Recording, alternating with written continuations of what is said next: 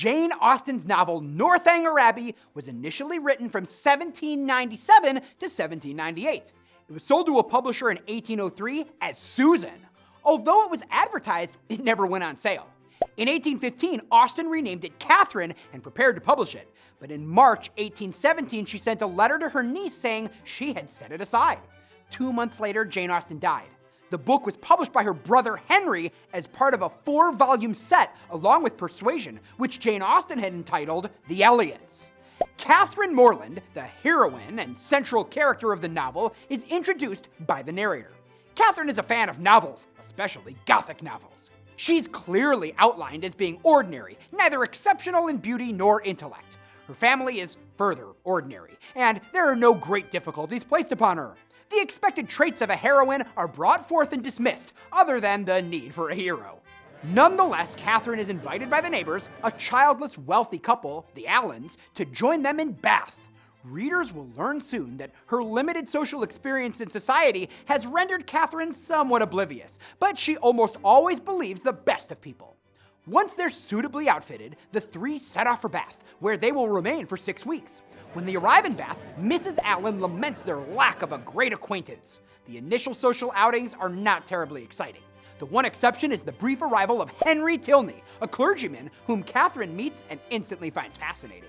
Henry, another central character of the story and the hero of the novel, is witty, smart, and attractive. He's not the heir to his family's estate. His primary traits are those of both kindness and patience. Readers will see that Henry steadfastly asks guiding questions until Catherine comes to rational conclusions. He's a man of morals and patience. However, this soon changes. Isabellathorpe, her mother, and her sisters have newly arrived. Isabella is another central character. She's conniving. Her goal, to obtain a successful and wealthy husband to improve her social status, motivates her machinations. Considering the acceptability of such actions at the time, she is not unusual in this regard. Isabella immediately befriends Catherine, misunderstanding Catherine's social and economic status. Her actions throughout the novel are self-serving and at odds with her words. Isabella and her mother become fast friends with both Catherine and Mrs. Allen, who now have companions for their social outings. As Catherine and Isabella become closer, they discuss Catherine's fondness for Gothic novels and Henry Tilney. Shortly thereafter, Catherine's brother James Morland and Isabella's brother Johnthorpe arrive in Bath. James is instantly interested in Isabella, who encourages his affection. John likewise is interested in Catherine, who appears totally unaware of his interest. And he's also a central character, arrogant, assertive, and unappealing to Catherine. Even though he courts her, Catherine is totally oblivious to John's advances. Her obliviousness is confirmed when Isabella reveals her brother has written to her about Catherine, who is shocked by this revelation. It is John's ongoing deceit and lies that have a devastating effect on Catherine soon enough. He initially lies to General Tilney, Henry's father, about Catherine's wealth. And then, after she has rejected his proposal, John lies again to accuse Catherine of social climbing. His primary traits are deceit and arrogance. Henry Tilney returns to Bath along with his sister Eleanor and his father, General Tilney. Despite Catherine's interest, her ability to respond to his dance invitation is thwarted by having previously promised the dance to Johnthorpe. Several events continue in this way. Catherine attempts to navigate John's demands on her time and her interest in getting to know Henry and Eleanor. John's demands are carried out by a combination of deceits, outright lies, and manipulation. At no point is Catherine interested in his company. In fact, she finds him entirely disagreeable. At this time, John expresses to General Tilney that Catherine is quite a catch, intimating that she is the Allen's goddaughter as well as having wealth that will be settled on her. The general encourages Henry to pursue his already present interest in Catherine. Unfortunately, there are several miscommunications, brought about by the limits of social etiquette and by Johnthorpe's manipulations. Meanwhile, Isabella and James grow closer, and he proposes. Isabella's excitement over this engagement fades quickly when she discovers James isn't as well off as she had believed. She begins to encourage the attention of the recently arrived Captain Frederick Tilney, Henry's older brother. General Tilney invites Catherine to return to the family home, Northanger Abbey, as a companion for his daughter Eleanor. He, at this point, is extremely solicitous of her. Catherine receives permission to do so, and she departs Bath with Henry, Eleanor, and General Tilney. Along the trip, Catherine is charmed by a Gothic tale told to her by Henry, inspired by some of her favorite books, including The Mysteries of Udolpho, a key symbol of the novel. The Mysteries of Udolpho is symbolic of Gothic novels as a whole. Anne Radcliffe's novel is not the only Gothic novel that's cited in Northanger Abbey, but it is the most frequent example. With 18 references by name, Catherine is smitten with this book. This novel represents not just Gothic novels, but novels in general. Catherine uses the novel, consciously or not, to assess other people. Johnthorpe hasn't read it. However, Isabella, Eleanor, and Henry all have.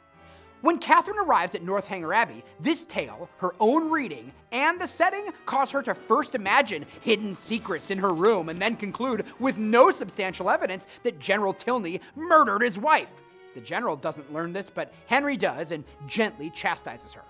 Northanger Abbey itself is another key symbol, symbolizing the Gothic element of the novel. When Catherine first receives her invitation, she immediately thinks of the novel she reads. It is, in fact, a former abbey, as well as a modern-day home. The novel presents both the traits expected in a Gothic novel and a different experience for this novel's protagonist. Although the late Mrs. Tilney died there, Northanger Abbey is not a gloomy place. It exists simultaneously as a fitting setting for a Gothic novel, complete with intrigue and a hapless heroine, but not at all what Catherine expects after reading such novels. To an imagination which had hoped for the smallest divisions and the heaviest stonework, for painted glass, dirt, and cobwebs, the difference was very distressing. Worth noting here, the written word is a key symbol in the book too. Letters, journals, and books represent knowledge. Catherine's an avid reader, but when Henry mentions her journal, she has little use for such habits. Information about Isabella's engagement to James, as well as John's interest in Catherine, comes via letter. The book at the pump room is a regular source of information, providing information on attendees. However, the written word is not always reliable as a source of information. A manuscript of papers found in a cabinet of Catherine's room in Northanger Abbey ends up being a false source of intrigue. So it is, Catherine is charmed by Henry's home, although she's surprised the general seems to be encouraging her as a potential wife for Henry. Back at Northanger Abbey, she discovers from both her brother and Isabella that their engagement has ended, and Catherine realizes Isabella is prone to deceit, a thing evidenced all along, but that Catherine refused to see until now. Suddenly, after the general takes a brief trip, Catherine is sent home with no explanation or warning. The general simply has sent her away with a hired carriage. This is a good place to mention that carriages are a main symbol in the novel, symbolic of character and social status.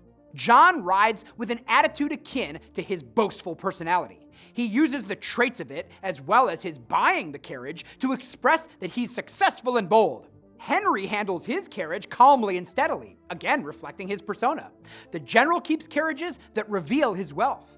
When traveling to Northanger Abbey, the general has a fashionable chaise and 4 postilions, handsomely liveried, rising so regularly in their stirrups, and numerous outriders properly mounted. And here, at the end of her stay at the Abbey, Catherine, who is not actually wealthy, despite the general's prior theories, is dismissed in a hired carriage. She's disconsolate, in part because Henry is away at his own home when she leaves. Back at her home in Fullerton, Catherine is having trouble adjusting to the life she knew before her 12 weeks away in Bath and then at Northanger Abbey. Then Henry appears, carrying an explanation that his father had thought her to be a wealthy woman and then thought her to be a poor social climber. Both theories were provided to him by the boastful and dishonest Johnthorpe. Henry, who has wealth enough to be able to choose his own wife, asks for her hand in marriage. Catherine's parents, however, insist the general must approve. The novel closes with a summary in which all the threads are tidily tied together and Henry and Catherine are married. Underscoring the novel are 4 central themes. Coming of age is one. Northanger Abbey fits into the tradition of coming-of-age novels. Catherine is on a journey of maturation. She literally journeys from her parents' home to the city of Bath, where she enters into society under the somewhat casual watch of Mr. and Mrs. Allen. With no guidance offered to her, Catherine navigates society as best she can.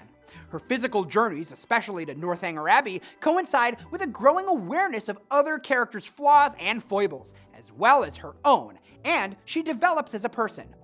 Deception and manipulation is apparent to the astute reader, but Catherine really struggles with this theme throughout much of the novel. Isabella is, from the first, both deceitful and manipulative. She repeatedly says things that are diametrically opposed to her actions. Johnthorpe also demonstrates numerous times that he has no compunction about lying. From his initial appearance, he exaggerates to make himself appear impressive. He outright lies to the Tilneys. Further, the reader learns at the novel's close that John lies to the general and is responsible not only for General Tilney's uncommon solicitude toward Catherine, but also for the reverse of that kindness. Catherine's ability to think critically about the lies she is told and those she witnesses is largely absent until she receives the letter from Isabella after having received a letter from James. The entire novel presents a young woman who cannot believe the worst of people, even when the evidence is overt. The resolution of the story, for both the manipulated Catherine and the manipulators, Isabella and John, upholds a hopeful statement that lies are not rewarded. Romance and relationships is another theme. Northanger Abbey makes no compunction about it. The lack of a hero in Catherine's life is addressed almost as soon as the reader meets Catherine. For Catherine, the pursuit of a husband isn't a topic she addresses overtly as much as that she has feelings for Henry. In contrast, Isabella is forthright that she's seeking a husband. So too is General Tilney overt in his pursuit of Catherine for his son Henry.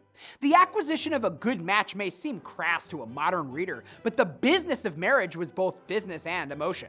Marriage was a way to increase one's fortune, but for a woman it was the only way to do so.